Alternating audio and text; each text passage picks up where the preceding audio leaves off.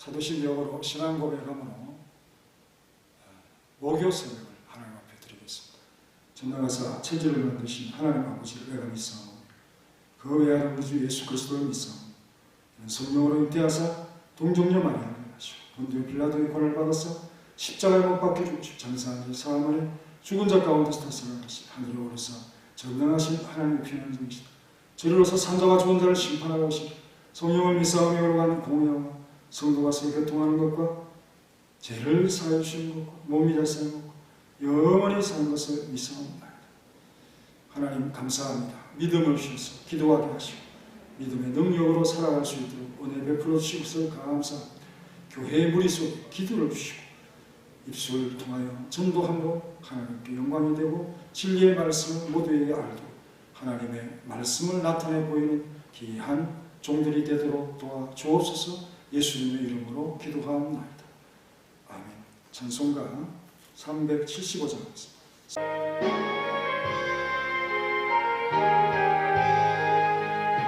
나는 갈 길 모르니 주여 인도하소서. 어디가 좋을지 나를 인도하소서.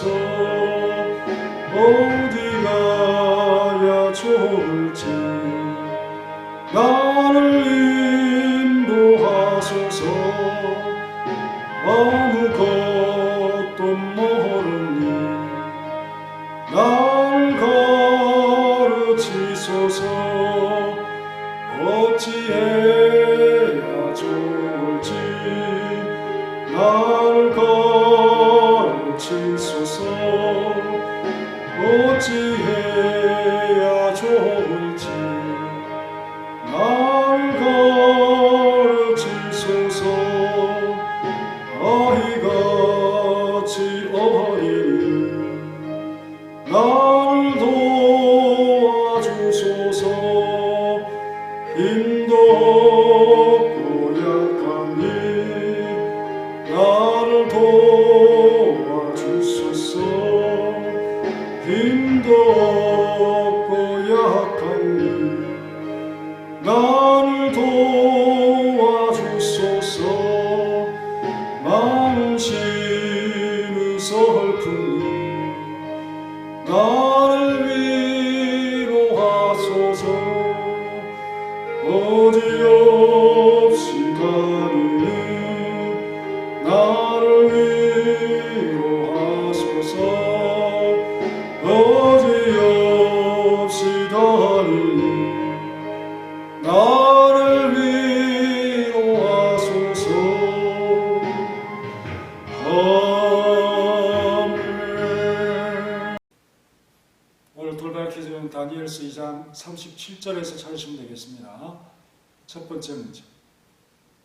느부갓네살 왕의 뛰어남은 왕이여 왕은 가로들 중에 왕이시라 이랬죠. 두 번째 문제. 그러나 그 나라와 근세와 능력과 영광을 주신 분은 누구십니까? 가로의 하나님이 나라와 근세와 능력과 영광을 왕에게 주셨고. 아멘. 가로 속에 들어갈 답을 아시는 분은 문자로 저에게 보내주시면 되겠습니다. 명절 연휴에 우리 새벽에 또 영상을 보시면서 새벽에 기도하시고 또 이 돌발 퀴즈도 맞춰주시면 감사하겠습니다. 오늘 본문은 베드로전서 1장 25절인데요. 오직 주의 말씀은 세세토록 도다하였으니 너희에게 전한 복음이 곧 이 말씀이니라. 아멘. 이사야 선지자는 하나님의 말씀 그 자체가 무엇인가를 보여주고 있는 것이 아니라 우리가 그 말씀을 어떻게 생각해야 되는가, 마땅히 어떻게 생각해야 할 것인가를 보여주려고 하고 있습니다. 인생은 그 자체가 어떤 것이므로 사람은 다른 곳에서 생명을 찾아야 하는 것이죠. 그러므로 베드로는 이사야 선지자의 글을 근거로 우리에게 견고하고 영원한 것을 가져다 주는 것을 말씀에 걷는가 호력으로 돌리고 있습니다. 이사야 선지자가 마음에 두고 있었던 것은 오직 하나님 안에만 영원한 생명이 있고요. 이 생명은 말씀을 통해서 우리에게 전달된다는 것입니다. 인간의 본성의 제 아무리 연약하다 할지라도 그는 말씀에 의해서 영원한 존재로 변화된다는 놀라운 사실을 우리에게 알려주고 있습니다. 그가 새로운 피조물로 재창조되는 것이죠.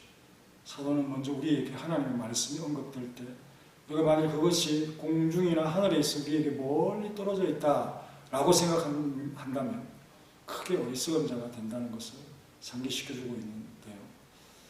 그래서 우리가 마땅히 그 말씀을 하나님께서 계시하여 주신 것으로 생각해야 되기 때문입니다. 그렇다면 우리에게 생명을 주시는 하나님의 말씀은 도대체 뭘까요? 그것은 율법이죠. 또 선지자들이 제시한 복음입니다. 예수 그리스도이십니다.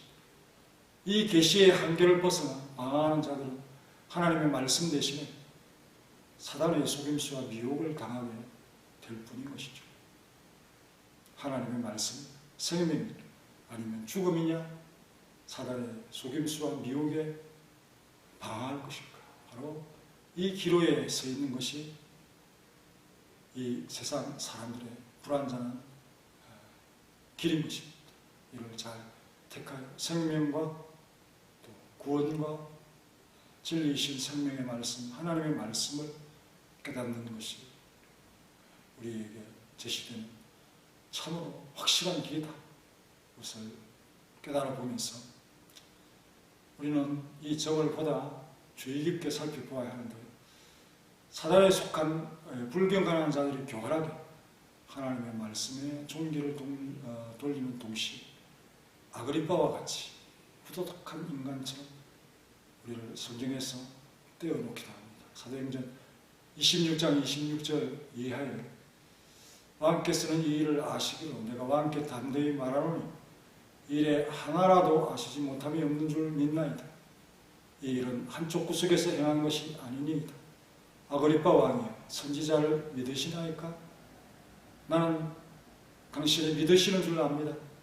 아그리빠가 바울에게 이르되 내가 적은 말로 나를 권하여 그리스도인이 되게 하려 하는데, 바울이 이르되 말이 적으나 많으나 당신뿐만 아니라 오늘 내 말을 듣는 모든 사람도 다 이렇게 결박되는 것 외에는 나와 같이 되기를 하나님께 원합니다. 이렇게 답을 합니다.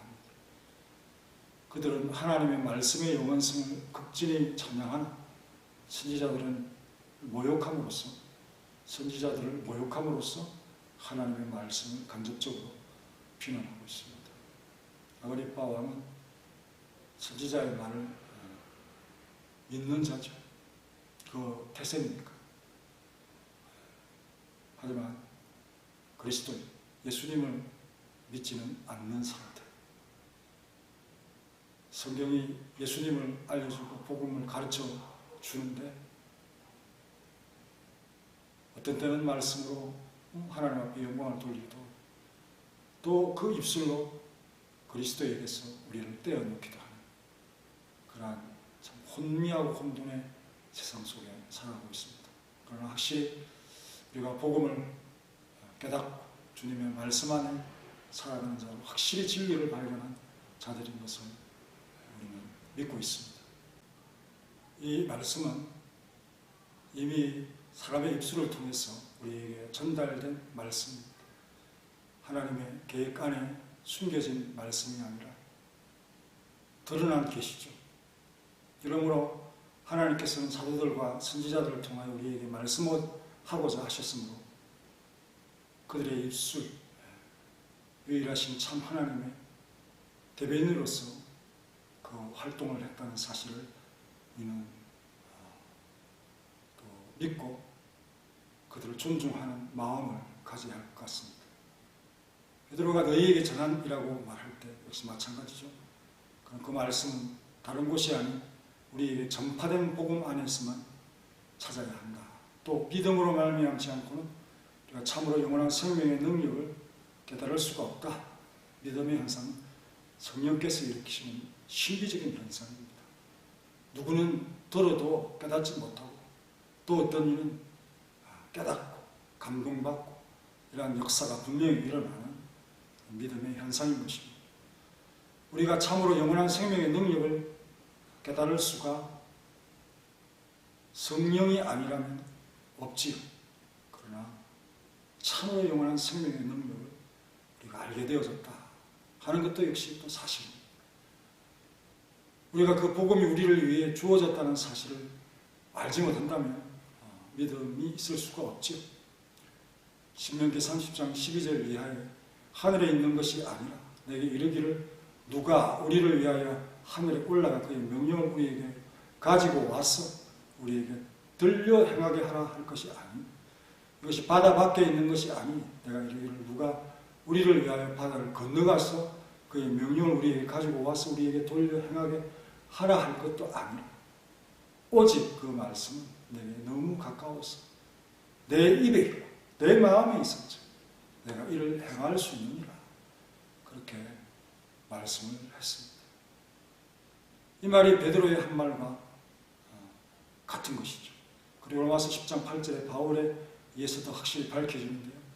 그러면 무엇을 말하느냐? 말씀이 내게 가까워 내 입에 있습니다. 내 마음에 있다. 신명기 30장 12절의 말씀을 또 인용을 하고 있습니다. 그것이 바로 우리가 전파한 믿음의 말씀이라. 이미 드러난 전파된 이 말씀, 가까이에 있는 이 말씀이 우리에게 온 것입니다. 바울은 이 말씀을 믿음의 말씀이다 그렇게 가르치고 있죠. 믿음을 주는 말씀, 믿음이 아니면 깨달을 수 없는 말씀, 믿음으로 사는 말씀입니다. 베드로는 그것이 생명을 주는 말씀 그렇게 선언을 했죠. 그래서 그 말씀을 우리에게 전하여 준 외적인 전도에 대해서도 찬사를 보내고 또 그 전하는 자들에 대한 찬사를 보내고 생명의 말씀이 우리에게 주어진 것입니다. 우리를 거듭나게 하시는 이는 오직 하나님뿐이시고 또 말씀으로 그렇게 하는 것입니다. 그러나 그 목적을 위해서 하나님은 사람들의 사역을 사용하시죠. 이 때문에 바울은 그가 복음으로써 고린도 교인을 낳았다고 그 전한 어떤 보람을 고백하고 있습니다. 심는 이나 물 주는 이는 아무것도 아닙니다. 하나님께서 수고에 복을 주시길 기뻐하실 때 언제나 그 영적인 권능으로서 그들이 전파하는 복음이 효력이 나타났다. 그렇게 참 그 전하여진 또 믿게 된 말씀을 기억하고 있습니다. 그들의 음성을 통해서 영원한 생명을 전하는 하나의 불멸의 도구가 되게 하는 것. 사도들도 그랬고 선지자들도 그랬고 그렇게 입술을 사용했죠. 우리 또한 이 말씀을 우리의 입술을 통해서 하나님의 참 능력과 그 복음의 효력이 나타나는 신비한 믿음의 현상을 일으키는 일에 불멸의 도구로서 이렇게 쓰임받기를 간절히 원합니다. 다 같이 기도하겠습니다. 하나님 감사합니다. 엎드려 간구합니다. 우리에게 필연적으로 드러난 말씀을 우리에게 베풀어 주시고 이미 전파한 말씀으로 믿음을 가질 수 있도록 도우시고 역사해 주신 것을 감사합니다. 하나님 속에 감추어진 계획 속에 있다면 우리가 알 수가 없었습니다. 그러나 우리 그리스도를 통해서도 또 선지자를 통해서 사도들을 통해서 계속하여 참 전파된 이 말씀을 통해서 하나님을 알게 되고 생명을 알게 되고 구원의 복음을 깨달을 수 있도록 믿음을 주심을 감사합니다. 이 믿음이 없으면 우리가 하나님을 볼 수도 없고 하나님을 만날 수도 없어. 이 믿음의 말씀이 우리에게 와서 감사 이를 전하여 준 자들에 대한 고마움과 또 그 능력에 대한 찬사를 통하여 우리도 그 능력을 힘입도록 도우시고 이끌어 주시옵소서. 연휴 기간 동안 하나님께서 돌봐주시고 우리 성도들의 믿음이 온전히 가할 수 있도록 축복하시고 함께해 주옵소서. 오고 가는 모든 길에서의 안전을 지켜주시고 함께해 주시기 원합니다. 예수님의 이름으로 기도합니다.